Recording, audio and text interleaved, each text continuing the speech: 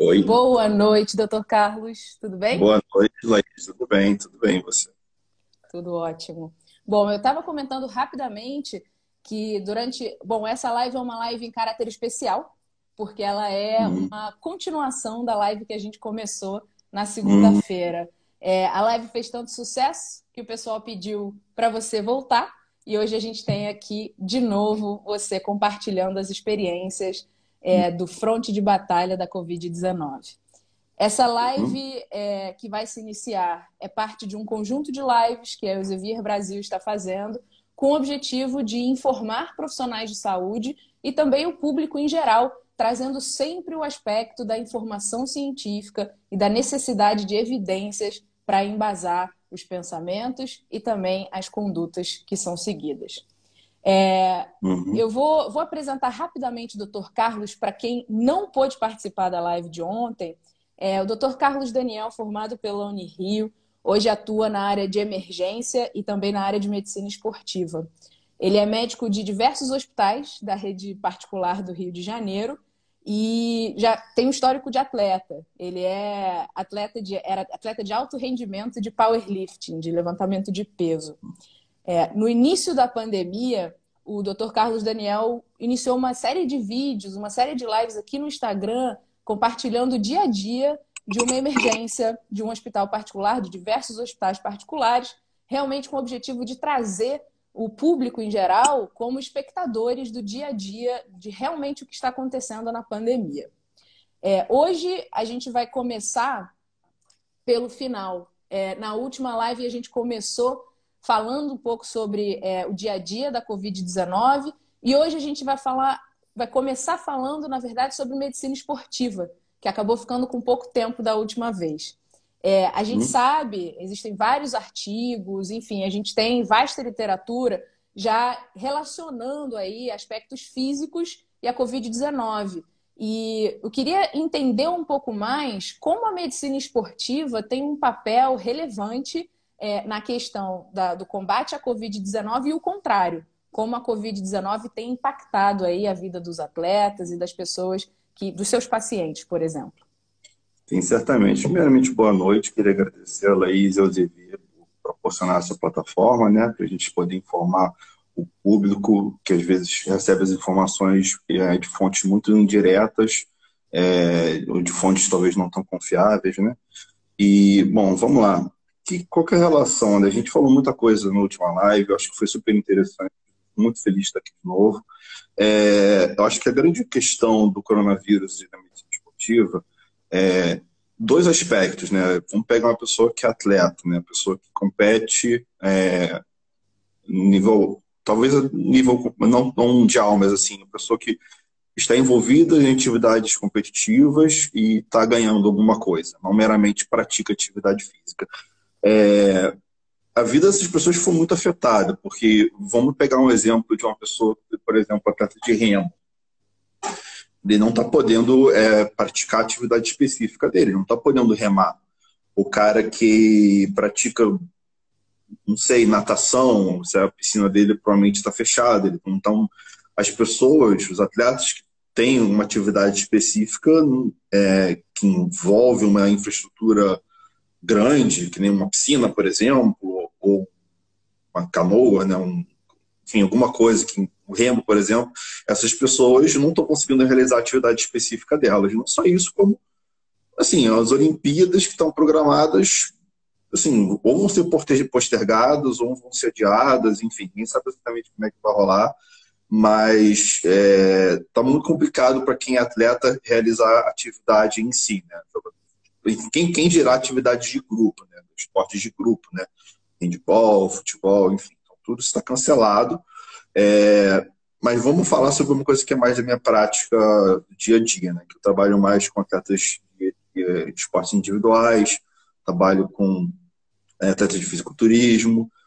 Pelas pessoas que eu conheço, eu trabalho também com atletas de powerlifting, alguns atletas de fisiculturismo e um ou outro de crossfit, que são esportes que, em geral, não tem tanto envolvimento de grupo, né? Essas pessoas, bem ou mal, estão numa situação que não é tão ruim. As academias estão fechadas, sim, Mas, como eu já publiquei em vídeos anteriormente, isso não quer dizer que não dê para fazer nada. E mesmo assim, né, a gente estava falando do conceito de treinamento específico, por exemplo, o cara que faz remo, ele não faz somente remar, ou se ele faz, não deveria, né? A gente sabe que tem um treino específico e tem o treino geral, né? Fortalecimento, treinamento cardiovascular, e que não necessariamente esse tipo de treino é realizado no implemento, né, no contexto, né, ou seja, a pessoa que está treinando força para remo não necessariamente está fazendo isso com remo. A pessoa que está treinando força no jiu-jitsu, por exemplo, não necessariamente está treinando enquanto ela faz jiu-jitsu, ela está fazendo um treinamento com pesos, ou com algum outro implemento que não é a atividade alvo dele. Até pode se fazer, tem toda uma questão se melhor ou se não é melhor fazer. Mas basicamente o que eu posso falar é o seguinte: bom, tem uma galera aí que tá brilhando, que é o pessoal que tem academia em casa, né? Tem muito atleta de powerlift que tem academia em casa. Esse pessoal aí, pandemia ou não pandemia, passou muito bem, obrigado. Mas não é a realidade da maioria das pessoas, né? As pessoas estão sem academia mesmo. Mas, o que eu falei, tirando pessoas com um nível de condicionamento muito alto, dá para fazer muita coisa em casa, assim. Vamos pegar desde uma pessoa que é praticamente sedentária ou que faz uma atividade física muito limitada, aí ela pode falar, não tem tempo. Bom, agora tempo não falta. Acabou-se, desculpa, né? Mas eu não sei, eu nunca treinei. Olha, o que eu estou vendo dos meus contatos de Instagram, de treinadores, as pessoas estão disponibilizando, ou às vezes até gratuitamente, ou se não gratuitamente, por um preço muito acessível, né? Templates, né? Modelos de treino em casa, coisa com flexão, com um pezinho que você compra às vezes na internet, um pezinho de 5, 10 quilos, kettlebell para quem sabe fazer também é uma alternativa muito interessante. Então, o treino específico realmente não dá. Algumas coisas, tipo, o cara que faz remo tem que comprar aquela máquina de remar, mas é uma máquina de R$ 7.000 e todo mundo vai botar um troço desse no meio da sala, né? Não é prático, né? Mas para quem é meramente atleta de alguma coisa, quer manter algum grau de força, de condicionamento físico, de flexibilidade, dá para fazer em casa. E o que eu falei, minha chamada foi o seguinte: você tem chão? Se você não tem chão, tem uma coisa muito errada com a tua casa. E eu também pergunto se você tem gravidade. Se você não tem gravidade, tem uma coisa muito errada com a sua casa, você deve ligar para a NASA, porque você está desafiando as leis da física. Então, se você tem essas duas coisas, você consegue fazer muita coisa. Você consegue fazer flexão, consegue fazer agachamento. Mas eu pego 150 quilos no supino, tá? Você consegue fazer flexão com uma mão só?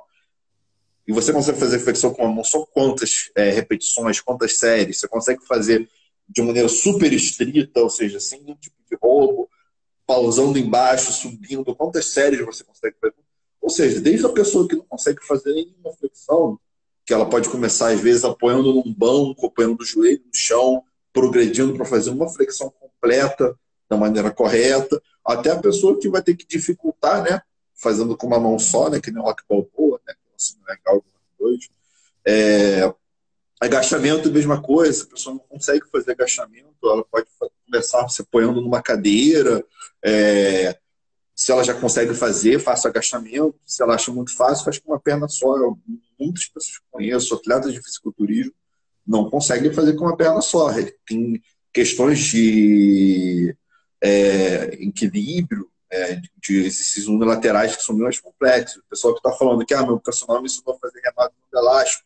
Pô, muita gente usando elástico, o paciente vê o front, compra elástico, o pessoal está sendo super criativo, botando toalha na porta para fazer barra. Então, assim, o pessoal está do seu jeito e dá para fazer. Dá para você ter um treino, não um treino específico, mas dá para você fazer flexão, agachamento, barra e tudo isso aí para você se manter. Né? Por que isso é importante em relação à questão do coronavírus? Né? Que não vou falar todos, mas muitos dos fatores não vou falar que determinam, mas que poderiam influenciar um desfecho negativo, né, uma apresentação mais grave, são fatores que são modificados pelo estilo de vida. Então, a gente sabe que, por exemplo, o paciente que é diabético tem um prognóstico pior, o paciente que é cardiopata, e isso, quando eu falo cardiopata, não só o cara que infartou, mas o cara que é meramente hipertenso, o cara que é obeso, todos esses fatores são modificáveis pela atividade física. Então, diabetes, todo mundo sabe que o cara que é diabético tem que fazer. Não vou entrar aqui sobre detalhes de como é que funciona. Acho que de conhecimento comum que a atividade física é uma coisa que ajuda no manejo de diabetes. E as pessoas que trabalham com diabetes vê isso acontecer, né? Ele é um paciente que às vezes usava insulina, diabetes tipo 2, e teve que reduzir a dose a ponto de não precisar mais de insulina, às vezes reduzir muita dose de medicamentos. Ou pessoas que estavam encaminhadas para desenvolver um diabetes, começar a fazer atividade física regular e saírem desse caminho e evitarem de ter o diabetes e ter todas as complicações envolvidas. Cardiopatia, assim, vamos falar hipertensão, a gente sabe que a atividade física não fala contínua quando eu falo na fazer atividade física o dia inteiro, mas a prática de atividade física regular reduz os níveis de pressão, inclusive dependendo se for atividade física, tanto musculação quanto atividade física cardiovascular, os dois têm um efeito antihipertensivo, inclusive comparável até você usar a magnitude do efeito é similar, de você iniciar um antihipertensivo ou você começar a fazer atividade física, a redução de níveis pressóricos é comparável. Então, é um remédio a menos que a pessoa poderia tomar, sabe? Obesidade não preciso nem falar, né, gente? Acabou de entrar aqui a Letícia Zenck, uma nutricionista que eu uso como referência, eu caminho muitos pacientes para ela.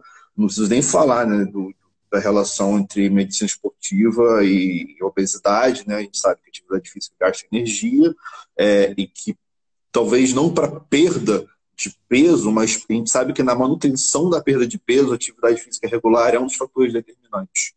Porque acontece muito das pessoas fazerem atividade física, começarem a perder peso e recuperarem. E os estudos mostram que a atividade física regular é uma das coisas que permite que a pessoa mantenha-se no peso mais baixo, né? Quando eu falo peso, estou simplificando. A ideia é que a pessoa tenha menos gordura e não meramente ter um número na balança menor, né?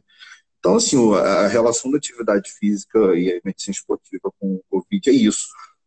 Grande parte dos fatores de prognóstico ruim são fatores de estilo de vida que poderiam ter sido implementados. Então, a gente vê, às vezes, um paciente obeso, hipertenso ou diabético que já teve infarto.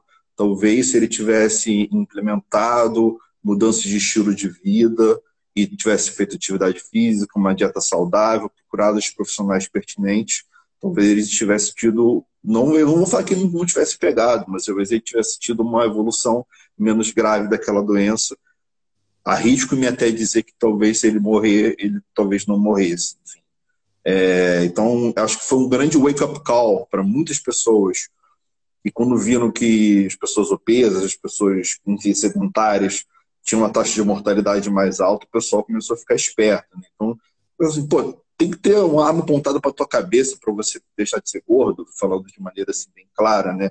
Para você parar de começar a dar atenção para a sua vida. E uma coisa que eu sempre falo, se você for esperar a sua vida ficar tranquila para começar a treinar, para começar a fazer atividade física, bom, você vai ter muito tempo para fazer isso quando você morrer, porque a vida de todo mundo que eu conheço é uma vida atribulada. Conheço pouquíssimas pessoas que têm uma vida super tranquila, que permite ir para a academia quando quer e fazer as refeições do jeito que quer. Então, assim, todo mundo vai ter que fazer o tempo acontecer. Não esperar ter tempo para treinar, não esperar ter tempo para fazer dieta, mas fazer o tempo para ter o treino, para ter a dieta, para quando tem uma situação dessas, que espero que não tenha outra, mas enfim, você sabe, né? E não precisa nem falar que não precisa emagrecer só pelo coronavírus, não, que obesidade, diabetes, hipertensão e tudo mais, tudo isso aí tem outras consequências também, né? Então, assim, eu fico triste, né? Que as pessoas têm que ter uma arma apontada para a cabeça para começar a levar a saúde a sério, mas, por outro lado, fico feliz que isso tenha acontecido, que as pessoas tenham começado a prestar atenção no estilo de vida, não meramente como um afterthought, né? Como uma coisa que a gente faz depois de pensar, mas como uma coisa que deveríamos separar um pedaço do nosso dia, da nossa semana, para esse tipo de atividade, porque é importante, né? Não só para o coronavírus, mas para a qualidade de vida como um todo, né? A gente fala aí de coisas poderiam ser banais, mas a gente fala aí de disfunção erétil, por exemplo, a gente sabe que tem a ver com endotélio vascular e tudo mais, que a pessoa que tem uma atividade física que é mais saudável, que não é diabética, que não é hipertensa, a chance dela ter disfunção erétil é menor. Então, assim, coisas bobas, mas assim, não é tão boba se você perguntar para um homem, né? São importantes. Então, assim, a Eu acho que conexão é essa. acho que é importante a gente lembrar também que sempre é hora de começar, né? Isso foi uma coisa que você mencionou na live de antes de ontem. Isso Sempre é é. hora de é a, começar. uhum. O que E além de. uhum. Pode falar. As duas frases são: o melhor dia para você plantar uma árvore é 10 anos atrás, o segundo melhor dia é hoje. Então, se você. Eu não vou falar que eu tive a sorte, mas eu tenho quase 10 anos de prática de atividade esportiva, então tenho uma massa muscular boa que me permitiu recuperar. Eu consigo recuperar algo que eu perdi por causa dessa loucura toda. Eu consigo recuperar com uma certa facilidade. E, em certa maneira, eu sou grato ao esporte por ter me proporcionado todo esse nível de condicionamento que eu tenho atualmente. Então, tipo, eu me mudei recentemente e, sei lá, pegar a geladeira e botar lá na cozinha, meio que quem fez fui eu, sabe? Então, assim, se você nunca treinou, não tem problema, você pode começar literalmente amanhã. Ah, eu começo segunda, toda segunda você vai falar isso, então vamos começar já, entendeu? É, menos desculpas e, assim, por um lado, eu também me simpatizo com as pessoas que eu não culpo a pessoa que está num momento complicado, que não está conseguindo se dedicar de maneira suficiente a isso. Eu sei que a realidade das pessoas é diferente. Tem pessoa que está com, sei lá, 3 filhos em casa, às vezes mãe solteira e tendo que tomar conta dessas crianças. Mas também eu estou vendo pessoas que são empresários, que estão trabalhando em home office, que estão treinando. E tenho pacientes também que tem um trabalho de escritório e o cara ele foi no escritório, 14 monitores lá do escritório, ele está em home office já faz um par de tempo, e o cara está treinando muito mais do que eu. Teve resultados excelentes em casa, com elástico, com chão e com um pezinho bobinho que ele tem, um kettlebell de 16 quilos. Então, assim, dá para ser feito, tá bom? Quem sou eu para determinar a prioridade da sua vida, né? Se você vai botar isso em primeiro plano, em segundo plano, mas assim, que você esteja ciente das consequências dos seus atos, né? De se você não tomar essas decisões, né? O seu corpo não está ligando se você não está treinando porque você está trabalhando demais ou se você está com preguiça. O seu corpo não quer saber disso. As consequências são rigorosamente as mesmas. Os motivos pouco importam. Se você não treinar, você não vai ter resultados. Então você pode ter a melhor razão do mundo para não estar treinando, para não estar fazendo dieta. O seu corpo meio que está cagando para isso. Se você não está treinando, você não vai ter resultados. Isso é uma frase de um atleta treinador que é conhecido meu, que é o Mike Tucherer, que é "Strength doesn't care". Ou seja, você pode ter a melhor razão do mundo para não fazer o seu treino. Se você não treinar, você não vai ter resultados. E é simples assim. Strength doesn't care. Então, assim, vale para a vida, né? Todos os tipos de treino. Então, a minha mensagem é essa. Aproveita esse momento que você está tendo tempo. Tem muito personal aí que está dando aula à distância. Tem muita gente dando recursos para as pessoas treinarem em casa. Dá para fazer, sim. Dá para fazer, sim. E você quer falar de novo sobre coronavírus? Acabou falando muito sobre medicina esportiva até agora, né? Mas tem muitas coisas que a gente pode falar sobre o coronavírus em si, sobre a emergência. Eu acho que é muito importante, assim, a parte da medicina esportiva, fica a mensagem, quem ainda não começou, está sempre na hora de começar. Eu acho que é muito importante a gente também entender que a curva do coronavírus não é algo que vai embora rápido, o coronavírus veio para ficar, não vai embora. É, Quando isso é acabar verdade. essa curva, a gente já tem aí previsão de outras curvas, então, assim, sempre é tempo de começar. Hoje no Brasil, a gente tem a confirmação aqui no site do Ministério da Saúde, são 271.628 casos acumulados, confirmados, hoje com 17.408 casos novos. A gente percebe, os números, eles são frios e duros. Então, eu acho que é muito relevante e muito interessante a gente ouvir o relato de como está acontecendo, como essa situação, Uhum. como os números estão refletindo dentro de uma Uhum. emergência. Então, se você puder É, compartilhar um pouco com a gente como está o dia a dia da emergência. sim. Número todo mundo vê no jornal, né? A gente tava falando isso entre si, né? O pessoal vai se tocar que o negócio é sério quando os números virarem nomes. E já viraram. Teve colega, tem uma amiga minha, colega de plantão, que a colega que se formou com ela morreu. Teve uma mãe de uma atleta de powerlifting que eu conheço, ou mãe não, o pai dela morreu. A avó de um amigo meu médico morreu. Então, assim, de uns mês para cá, vários números viraram nomes. Acho que aí o pessoal começou a se tocar que não era palhaçada. Quem achava, acho que quando percebeu, fulano morreu. Mas não, morreu de coronavírus, fez o teste, deu positivo. Tá. Então, assim, tipo, não dá mais para negar isso, sabe? E no começo, quando eu falo começo, eu falo, sei lá, fevereiro, né? A coisa, tipo, não tava, ninguém imaginava, talvez, que a coisa tomasse a dimensão que ela tomou. A coisa foi crescendo, no começo era muito, e teve até uma queda grande no número de atendimentos, e a coisa foi crescendo, e a gente sabia, né, que o crescimento não é linear, não é tipo, hoje tem dois, amanhã tem três, depois de amanhã tem quatro, o crescimento é exponencial, né?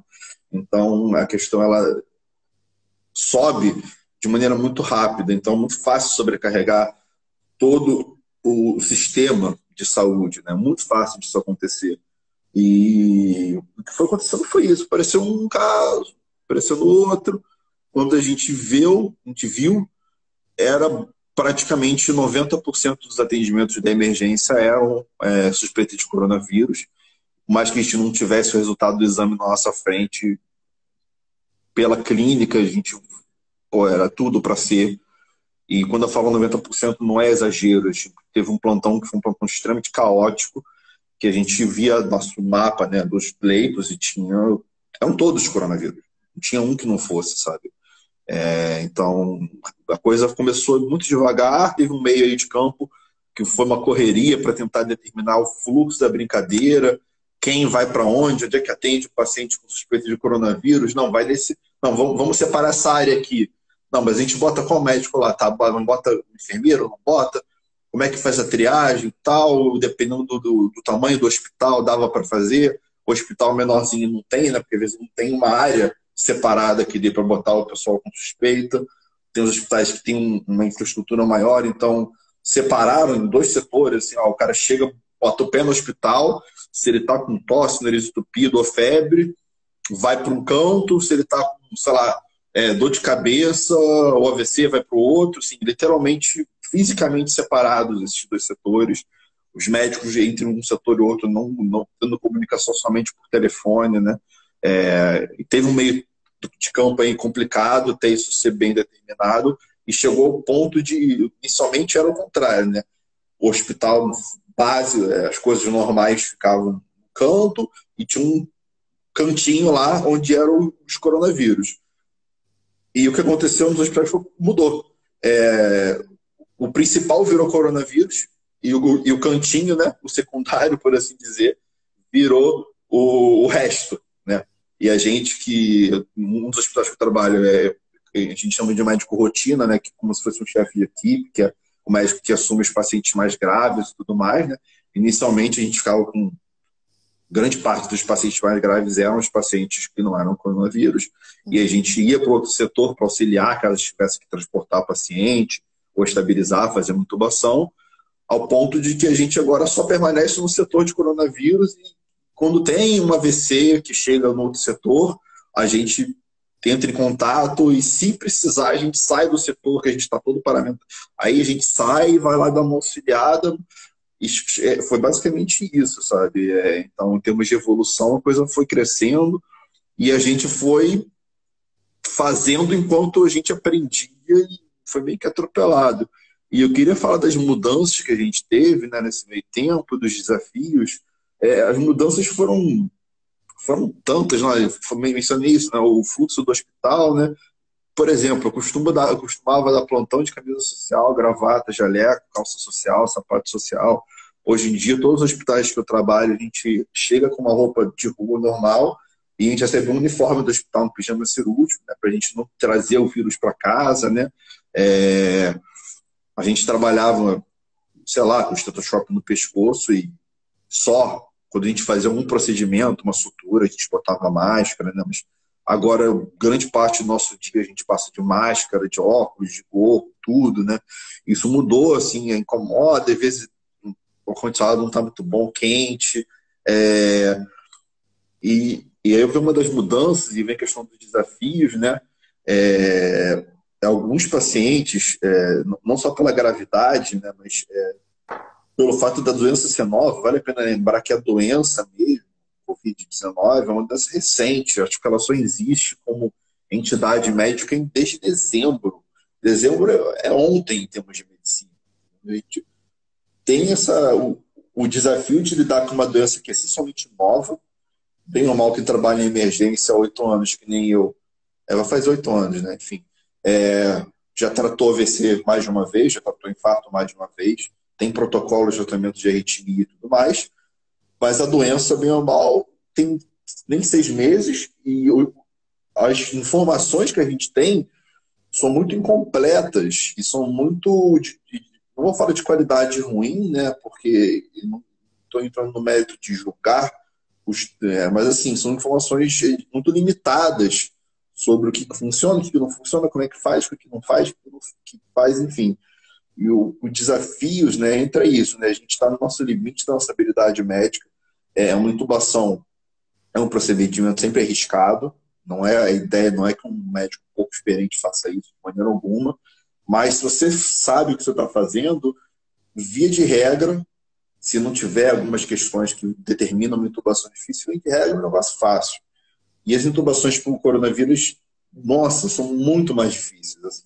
Pacientes que a gente teria, e eu não vou entrar aqui em detalhes técnicos, a gente teria talvez, que quando a gente faz intubação é isso, né? A gente dá uma medicação no paciente e ele fica sedado, a gente apaga ele, né? E ele para de respirar. E a gente tem medidas que a gente toma para que a oxigenação do sangue dele se mantenha por, às vezes, 5 minutos, 3 minutos, ele sem respirar. Com coronavírus, esse tempo que a gente tem 3 minutos para, com toda a calma do mundo, manipular a via aérea, pegar o tubo, botar lá, esse tempo de 3 minutos vira 20 segundos. Entendeu?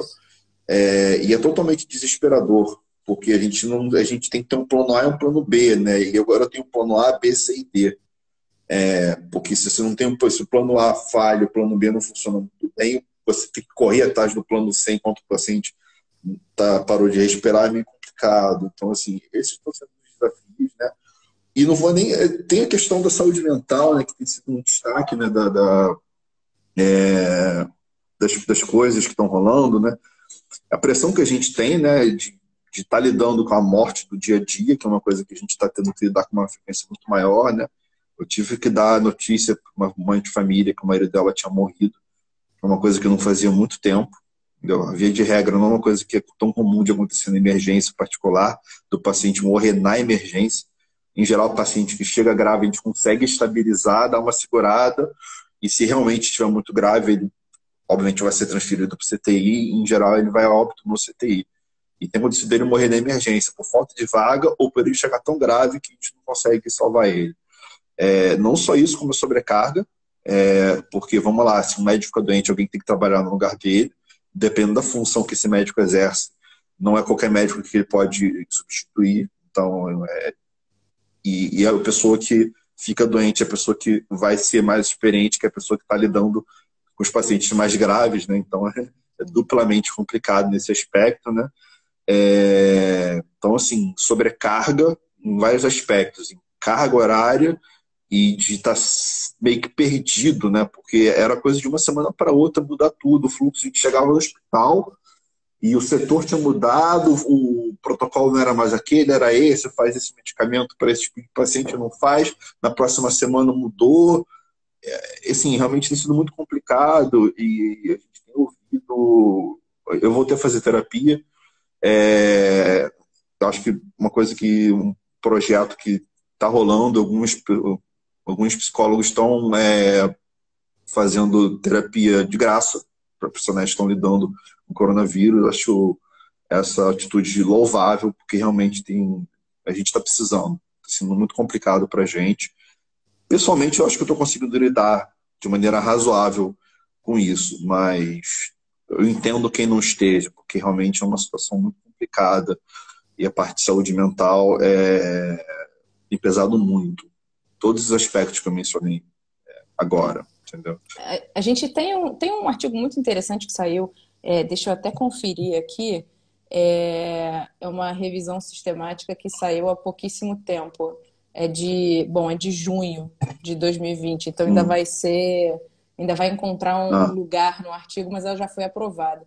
E uma das Hum. conclusões que eles chegaram é que é importante fazer uma avaliação regular dos profissionais de saúde que estão envolvidos no tratamento e diagnóstico dos pacientes com Covid-19, Hum. para avaliar o Sim. estresse, depressão e ansiedade. Você vê isso acontecendo? Existe um movimento institucional para essa avaliação? Ou, por enquanto, a gente Não. ainda está navegando em águas, em mares de É, incerteza? o apoio institucional é mais complicado, né? Porque a ideia de que o médico precise de uma atenção psiquiátrica ou psicológica e que isso tem que ser provido pelo hospital que o emprega não é uma ideia muito comum na medicina, pelo menos no Brasil. Espera-se que o médico. Primeiro que espera-se que o médico não seja uma pessoa, seja um super-homem, né? A gente sabe que, obviamente, é uma puta de uma balela. Mas espera-se que o médico tome conta de si mesmo e não que alguém vá perguntar para ele se ele precisa de ajuda, né? Então, em termos de apoio institucional, né? Bom, a gente conta com a nossa chefia, né, para dar umas palavras de apoio, bem ou mal, não é institucional, porque ele está lá como pessoa, né, como amigo, né, porque a gente acaba criando laços de amizade com a nossa chefia, quando a gente se dá bem com a chefia. Né? Por vez de regra, a gente se dá, né, enfim. Mas eu não tenho visto o hospital falando, gente, olha só, assistente social vai falar com vocês, quem estiver precisando de um psicólogo, a gente está tentando entrar em contato aqui com uma clínica, quem precisar a gente vai encaminhar, tem desconto. Não, eu não vi isso acontecer. Mas assim, de novo, não é uma coisa usual. Por outro lado, a situação que a gente se encontra no presente momento também não é usual. Então, assim, Sim. Eu acho que mas assim, conforme. Esse é um artigo que foi publicado no Asian Journal of Psychiatry. E a gente consegue, por exemplo, presumir, o Asian Journal of Psychiatry, e a gente sabe que a curva na Ásia chegou antes do que a curva aqui. Então, eles também analisam alguns artigos mais focados na Ásia, eu acho que isso também tem relação. A gente vai divulgar o artigo, não um artigo, a gente vai disponibilizar o acesso ao artigo aqui no link da bio para quem quiser acessar. Eu acho que é importante a gente sempre garantir que as pessoas possam ler a informação completa, porque aqui a gente fala só um pedacinho da informação e é sempre importante dar a possibilidade da pessoa ler a informação inteira. Eu vou na verdade, engatar esse tema de informações para uma informação recente que saiu. Foram publicadas orientações do Ministério da Saúde para o tratamento medicamentoso precoce de pacientes com diagnósticos da Covid. Opa, voltei. Deu para ouvir minha pergunta? voltou. Tá. Tratamento precoce e cortou. Isso, tratamento precoce de paciente com diagnóstico da Covid-19. Esse é o nome aqui do documento das orientações. A gente sabe que existe uma discussão muito grande em relação ao uso de cloroquina, o não uso, eficácia, não eficácia, enfim, é uma discussão enorme. E eu queria, na verdade, para além da discussão do usa, não usa, eu queria que você contasse para a gente um pouco as implicações práticas desse tipo de orientação. Como é que educa o paciente? Consentimento esclarecido, porque, na verdade, uma prescrição é uma pontinha do iceberg, né? Então, acho que é importante as pessoas entenderem um pouco mais do contexto de uma prescrição. Sim, tem algumas coisas que são muito simples, né? Os dois extremos, o paciente está com dor de cabeça e você vai passar uma dipirona, você não vai precisar explicar os riscos, os benefícios, assim, coisa assim, bem simples, na verdade. Você fala assim, ó, dor de cabeça tá, vou te passar aqui uma dipirona e você vai melhorar aí, beleza. E no outro extremo, um paciente perguntar, então a gente tem a opção de desobstruir a sua artéria por meio de cateterismo, e a gente pode fazer aspirina, cujo benefício é muito claro, e o cateterismo, não. Já falou, olha só, você está morrendo e a gente vai desentupir essa artéria do teu coração, senão você vai morrer, tá? E é isso aí que vai. Mas no meio dessa brincadeira toda, tem todas umas questões, né, de tomada de decisão sobre prescrição, né? E essa orientação, né, e deixar claro que é uma orientação, não uma recomendação do Ministério da Saúde, né? Ela tem um certo conflito com algumas orientações de outros órgãos, sabe? Então, não é uma coisa que está escrito em pedra, que é verdade absoluta, em um aspecto. E gostaria que as pessoas que falassem que concordam, que gostam, que leiam o documento em questão. É muito fácil de você falar das coisas que você não leu, porque eu li. Acordei hoje no meio da tarde, porque eu tive ponto noturno e tive coisas para resolver antes de dormir, e eu li o negócio. Então, assim, deixa bem claro o documento em que faz a recomendação de dose, de qual medicamento faz e que tipo de situação que faz, e não há benefícios claros da eficácia desse tipo de tratamento. Entendeu? Então, assim, a gente entra na questão, né? Como é que a gente faz, como é que se dá essa troca, né? Antigamente, eu não vou dar uma data, porque muito antigamente não estava aqui. O modelo de relação médico-paciente era o paciente ia no médico e partia-se do pressuposto que o médico tinha informações técnicas que um paciente não tinha, então era delegada ao médico a capacidade de tomar a decisão pelo paciente. Falar, doutor, estou com isso, o médico ia falar, então você vai fazer aquilo. E acabava ali a brincadeira. Isso é um modelo um tanto antiquado, né? A gente tem várias maneiras de você trabalhar a questão de relação médico-paciente, né? E a ideia é que o paciente tome uma decisão junto com o médico, né? Por quê? Uma razão muito simples, que quem vai sofrer as consequências daquela decisão é o paciente, não o médico. Então é o paciente que vai morrer ou viver, ou ter um benefício ou ter um malefício da decisão que está sendo tomada. Então, nada mais justo que quem tome a decisão é a pessoa que vai sofrer as consequências daquela decisão, né? Então, assim, levanta-se essa questão do consentimento informado, consentimento explícito, que é o quê?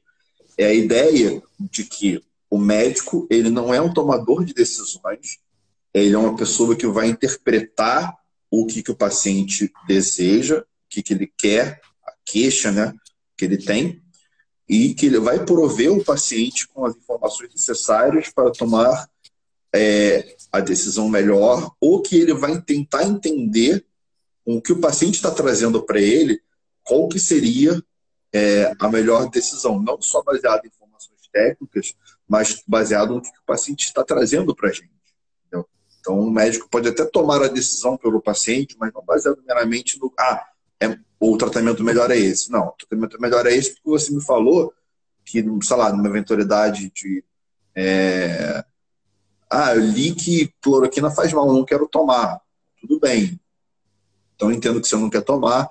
Da parte técnica que eu posso te falar é que os estudos são muito limitados, a gente não tem nenhuma informação que mostra que isso mudaria o curso da doença, então não tem problema você tomar. Eu quero tomar, eu vi nos da WhatsApp, você tem que explicar para ele. Olha, são informações que são dadas por fontes que não são oficiais. Essa recomendação não é uma orientação de que todo mundo deve fazer. Se você for ler o documento que eu li, eu posso te falar que é meramente uma orientação de como fazer, já que está sendo feito, vamos fazer dessa maneira, entendeu? Então, o papel do médico não é um tomador de decisões. Ele vai informar o paciente e vai tomar uma decisão em conjunto com o paciente sobre aquele medicamento ter um benefício ou não, né? E é bem interessante, né? Porque está trazendo à tona essa questão, né? De que toma decisão. A pessoa está acostumada a ir no médico, estou com isso, tá, então você faz aquilo, acabou ali a brincadeira. Não.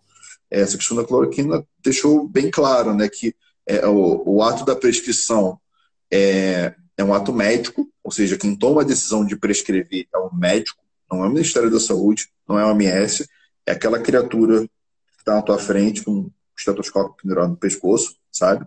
É aquela pessoa que vai te prescrever e que nunca, quando a gente fala de diretrizes, orientações, consensos e tudo mais, Não é receita de bolo, não é porque está daquele jeito que o médico deve fazer. Tem graus de recomendação, tem recomendações fortes, tem recomendações fracas, tanto para fazer quanto para não fazer. É, e que não é porque quer ter uma recomendação forte que o médico tem que fazer. Pode ter motivos para o médico não fazer. Por quê? Porque cada paciente é um paciente e nada substitui a pessoalidade, né? Você está na frente do paciente e avaliando cada caso como cada caso é um cada caso. Então, você vai ver alguns pacientes e vai ter critérios técnicos, às vezes, né, para a gente determinar se beneficiaria ou não, se o risco seria muito alto. Tem contraindicações absolutas, pacientes que não podem fazer situação alguma, tem contraindicações relativas e tem questão de risco, né? E outra coisa que a gente tem que levar também em consideração numa tomada de decisão sobre se vai ser prescrito ou não um medicamento e tem essa ideia de que fazer alguma coisa é melhor do que não fazer nada. E essa é uma ideia falsa. Por quê? A não realização de uma ação e a realização de uma ação, as duas coisas têm um potencial de causar um efeito.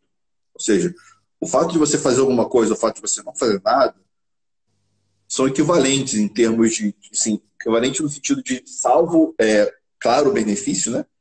Você fazer alguma coisa não necessariamente é melhor do que você não fazer nada. Porque todo ato médico, e quando eu falo ato médico, eu falo procedimentos, orientações, exames, diagnósticos, tratamentos medicamentosos, pode ter o efeito de melhorar a doença, pode ter efeito nenhum e pode piorar a doença. Entendeu?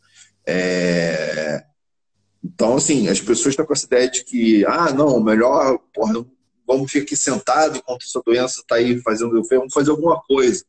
Tá, e se já parou para pensar que essa alguma coisa pode fazer mal, eu não vou nem falar que pode fazer mal no sentido de efeitos colaterais, que todo mundo já ouviu falar de cloroquina e arritmia. Já parou para pensar na possibilidade de cloroquina piorar a doença? Isso é uma realidade perfeitamente possível. Enquanto a gente não tem informações científicas de qualidade boa, e que a gente não tem, isso fica claro no próprio documento do Ministério da Saúde, a gente não tem revisões baseadas em estudos duplos cegos randomizados que permitiriam você dizer que funciona ou não funciona. Então a gente tem informações muito, não vou falar precárias, mas eu diria talvez preliminares ou incompletas sobre a eficácia desses tratamentos. Então a gente tem que tomar uma decisão sabendo disso e compartilhar isso com o nosso paciente. E não é fácil, entendeu? Por vários aspectos, né? Ontem eu atendi um paciente, eu ia pedir para ele assinar um documento explicando um negócio de quarentena, né? E ele me falou, eu trabalho no particular, né? A gente supõe que as pessoas no particular são pessoas com nível econômico mais alto, mas necessariamente o cara falou, doutor, não sei ler. Tá. Então eu vou ler para você, tá bom? Aí se você tiver uma pergunta, você me faz. E isso era um paciente que não estava grave, um paciente estava bem, então eu dei alta para ele, né? O conceito de consentimento esclarecido tem vários pressupostos. Né? Um dos pressupostos é que o paciente é capaz de entender o que está sendo passado para ele. E dependendo do que estiver acontecendo, ele talvez não seja. E tem um questionamento sobre esse modelo mais moderno, né, de relação médico-paciente, o médico não determina o que vai ser feito, mas meramente orienta o paciente tomando com ele, que é muito fácil o médico tirar o dele da reta e falar, olha só, se você fizer isso aí, vai acontecer aquilo, se você fizer isso aqui, vai acontecer aquilo ali, você que sabe. E o paciente tomar a decisão. Sendo que o médico, salvo engano, salvo situações muito específicas, é a pessoa dotada de maior capacidade, de maior conhecimento técnico. Então, muito conveniente para o médico deixar na mão do paciente, olha só, eu vou te falar uma cacetada de estatística aqui e o que você decidir e está decidido é culpa sua, beleza? Às vezes é muito fácil, isso eu estou falando de um paciente que não tem demência, que não está em estado grave, né? Que pode não ser o caso. Às vezes, questões no papel é muito fácil, mas às vezes o paciente vai estar grave, às vezes ele vai estar com oxigênio baixo no sangue, não vai estar pensando direito. Às vezes o cara tá nervoso, tá ansioso, às vezes a gente não tem tempo, às vezes eu não tenho tempo para sentar e passar 10 minutos explicando para o paciente um negócio, porque tem outro paciente grave que eu tenho que atender. Então, assim, na prática é muito bonitinho, é, na teoria é muito bonitinho, mas na prática às vezes isso não é factível, né? Você sentar e explicar para os pacientes todos os conceitos de medicina baseada em evidência. Não dá. Às vezes você fala, olha só, de boa, não funciona. Se quiser usar, você pode usar, ciente de que muito provavelmente não funciona, e se funciona, a gente não sabe que funciona. O que você está ouvindo aí são informações não confiáveis, e se você quiser, você vai assinar esse termo aqui que você está ciente de que a gente não sabe se funciona, assumindo todos os riscos necessários. Então, assim, né, a medicina é um troço muito complicado, sabe? Muito mais. Essa parceria, eu acho, médico-paciente, ainda mais agora, né? Eu acho que a palavra-chave aí é parceria, não é delegar a tomada de decisão para nenhum dos lados, é justamente usar as características principais de cada um, que é o próprio conhecimento e o conhecimento da área, e juntar essas duas características para chegar a uma conclusão. Parte disso, uma parte muito relevante, é a parte de educação aos pacientes, né? Não só aos pacientes, mas à comunidade em geral. Hoje, a gente tem um número absurdo de notícias falsas que são divulgadas. Sim. E notícias falsas aqui, eu vou usar o termo mais abrangente, né? Considerando não só as notícias que são criadas de forma falsa com esse objetivo, elas nascem falsas, mas também as notícias que não necessariamente nascem falsas, mas que ao longo da vida elas acabam tomando aí um rumo que desvia, por exemplo... o telefone sem fio, né? Exatamente. Quando a gente tem, por exemplo, um artigo jornalístico publicado em relação a um artigo com N4. Então... sim. Tem um distanciamento muito grande.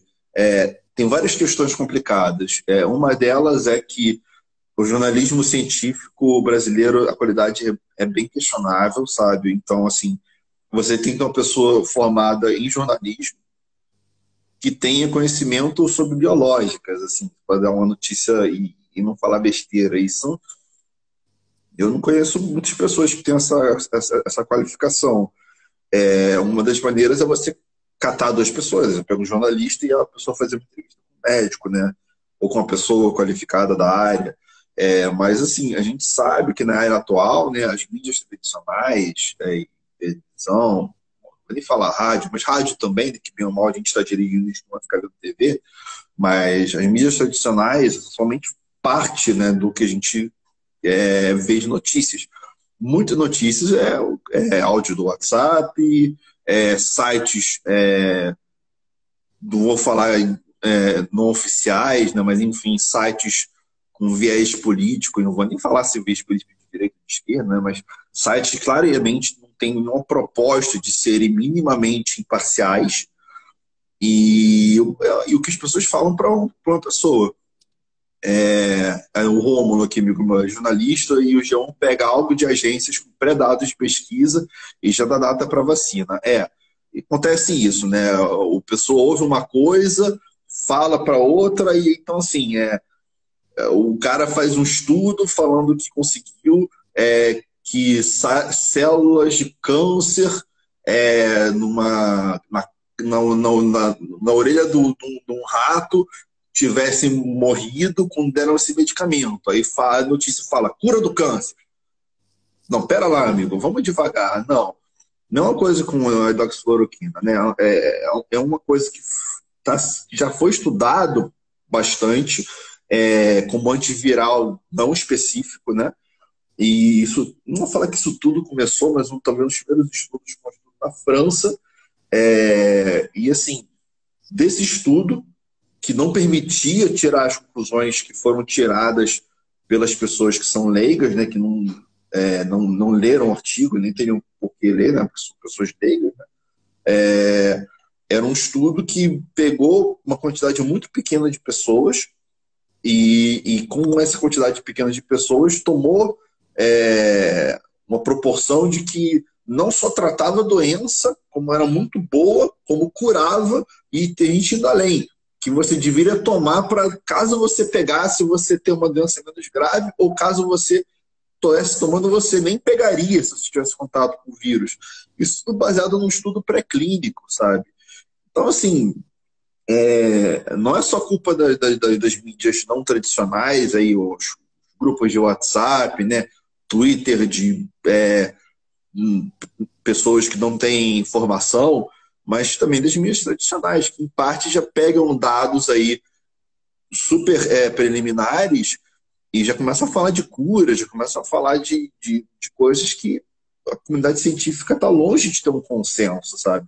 E assim, a gente tem aqui uns 10 minutinhos, eu não sei se você quer puxar algum outro assunto, né? Que na última vez a gente foi falando, ficou empolgado aqui, e acabou que tinha algumas coisas que a gente queria falar e a gente acabou sendo cortado.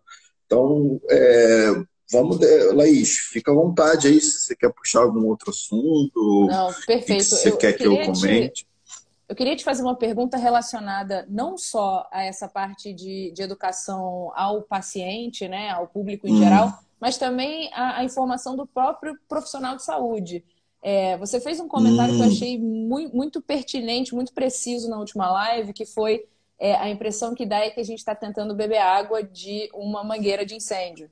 Eu acho Sim. que eu queria que você explicasse um pouco mais, num aspecto de um profissional de saúde, como está sendo lidar com essas informações, com o número de informações que chegam. Tem muita coisa para ser falada sobre esse assunto, então, mas eu vou tentar ser mais ou menos sucinto, no sentido de seguinte, né? O conceito de literatura primária. O que é literatura primária? É o estudo que é publicado no artigo tal, da revista tal, né? Que mostra que pegou tantas pessoas, deu tal medicamento, e o resultado foi tal. Isso é literatura primária, né? Aí você tem a literatura secundária, terciária, enfim, chegando desde esses estudos que são as pessoas leem os estudos e fazem, juntam vários estudos e veem qual a conclusão que chega, né? É praticamente impossível. Quando eu falo praticamente impossível, no sentido de, na prática é impossível para qualquer profissional da área médica, qualquer que seja a área dele, que ele esteja atualizado em relação a tudo que está sendo publicado. É impossível, é humanamente impossível, porque ler um estudo científico não é que nem você ler um gibi, você ler um artigo de jornal. Demora, se você for fazer direito, você vai gastar 1 hora, talvez, para ler um estudo científico, para ver se a conclusão a qual aquele estudo chegou procede ou não procede. Então, assim, não dá para você fazer... Nesse ritmo, você conseguiria ler o quê? Se você passasse 12 horas por dia lendo, você conseguiria ler 12 artigos. Quantos artigos por dia são publicados sobre coronavírus? Talvez nem tantos, mas sobre medicina de emergência, enfim, é absolutamente impossível. E não só porque o médico tem que ler, tem que estudar e tem que trabalhar. Desculpa te interromper, é que tem um artigo Não, que fala. tem esse número. É um artigo, se não me engano, de cuidados primários. Tem um artigo interessante, que depois eu vou compartilhar também no link da bio e tal, que ele fala exatamente isso. Eu não vou lembrar do número exato, porque você tem que fazer o cálculo reverso. Mas o que eu me lembro é que sobram 92 horas em um mês para um médico que tenha conhecimento epidemiológico para avaliar todos os artigos publicados apenas sobre atenção primária. Então, assim, eles fizeram uma análise. Sobram 92 horas para viver no mês. Então, realmente é algo que não dá. Realmente, né? como você Aí o que a comentou, gente não dá. faz? E o que ajuda? O que ajuda é isso, né? A gente precisa de pessoas cuja profissão é a interpretação de estudos científicos. O nome dessas pessoas são cientistas, né? Pessoas que fazem a pesquisa, são as pessoas mais qualificadas para analisar um estudo, juntarem-se entre si e formularem consensos, né? Olha só, a gente leu essa cacetada de artigo todo aí e a gente descobriu que, na verdade, juntando tudo isso aí, o que funciona mesmo é isso, o que não funciona é aquilo, então nossa orientação é essa, né? Não tem como cada médico fazer esse trabalho individual e não só não tem como do ponto de vista prático, como a nossa formação como médico não é uma formação como cientista. Então a gente, em termos de interpretação de informação científica, eu tenho pessoas que são médicas que são mais capacitadas do que eu para isso. E eu, às vezes, recorro às pessoas. Então, no meio do plantão, eu falo assim, cara, fulano, vem cá, dá uma ideia aí, cara. O que você acha dessa parada aí? O que você está ouvindo de informação científica? E, às vezes, essa pessoa me dá coisas que eu não sabia, né? Porque a gente precisa isso, né? A gente não precisa de saber o último estudo sobre o medicamento que talvez funcione, que, por detalhe, custa US$ 1.000 por dia, né? Não, a gente precisa de o que a gente chama de actionable information. Eu preciso de informação que vai mudar o que eu vou fazer amanhã. Preciso de ler uma informação que eu consiga ler rápido, seja, não vou falar simplificada, mas seja objetiva, tá bom? Que me diga o que você pode me falar que vai mudar o que eu vou fazer amanhã. É isso que eu preciso. O resto não dá tempo. Se desse tempo, eu gastaria esse tempo descansando ou trabalhando. O que a gente precisa é isso. Informações práticas. E me mandaram, tipo assim, ó, Carlos, eu li um estudo que mostra que talvez seja interessante os pacientes que estão com hipoxemia, sangue baixo no sangue, botar eles em posição prona, né, que a gente faz com intubação, né, que eu botar o paciente de barriga para baixo. Que pode ser que isso tenha um benefício nos pacientes que não estão intubados, de pegar o cara que está com oxigênio com catéter nasal, uma máscara, e botar ele e falar, você você fica assim, de barriga para baixo. Isso é uma coisa que pode mudar literalmente o mundo no dia seguinte. Se tivesse um paciente que estivesse oxigenando mal com a máscara, eu falo, cara, você consegue virar, ficar de barriga para baixo, de bruços? Vai melhorar a tua oxigenação. Uma coisa super básica que uma pessoa que não está vivenciando esse caos todo, talvez tenha mais tempo do que eu e esteja mais qualificado, seja mais qualificado do que eu para ler isso aí e falar, olha só, li, funciona. Mano, mete bronca, vai. Entendeu? Isso e os pronunciamentos da OMS, Ministério da Saúde, tudo mais, né? Que, bem ou mal, são consensos, né? E essa ideia de que, porque o doutor fulano faz dessa maneira, o doutor ciclano fala que tem que ser feito dessa maneira. De uma maneira que uma andorinha só não faz verão, um cientista só não faz ciência. Um fulano de tal, tudo bem, ele é uma autoridade, mas não se faz ciência baseada. Que um colega meu a gente tem medicina baseada em evidências, né? E tem medicina baseada em eminências, né? Que não, fulano de tal falou, né? Não é assim a coisa anda. Se você quer usar a ciência para guiar a sua conduta, você usa a ciência, você não usa o cientista, você não usa um cara, nem dois, nem três. Você pega o consenso científico, né? E aí vão entrar aí os órgãos públicos, né, mas também órgãos particulares, né, o EZV, né, que disponibiliza estudos assim, para a pessoa que quiser ler e formular um consenso e disponibiliza informações práticas do que está sendo feito, o que está funcionando de forma científica, não ficar só meramente o boca a boca, falar, cara, ó, te falar que no plantão tal, eu fiz tal medicamento e deu certo. Isso não é ciência, desculpa, isso é prática médica, pode ser útil, mas isso não é ciência, entendeu? A gente Perfeito. tem informação científica. A gente está no finalzinho da nossa live. A gente só tem 10 segundos sobrando, na verdade. Como sempre, o papo foi muito bom. Eu acho que vale a pena a gente considerar até uma parte 3. Eu queria agradecer muito, Dr. Carlos Daniel. Eu acho que fica a mensagem... Também queria agradecer. Obrigada. Eu acho que fica a mensagem de que a gente precisa sempre recorrer à ciência.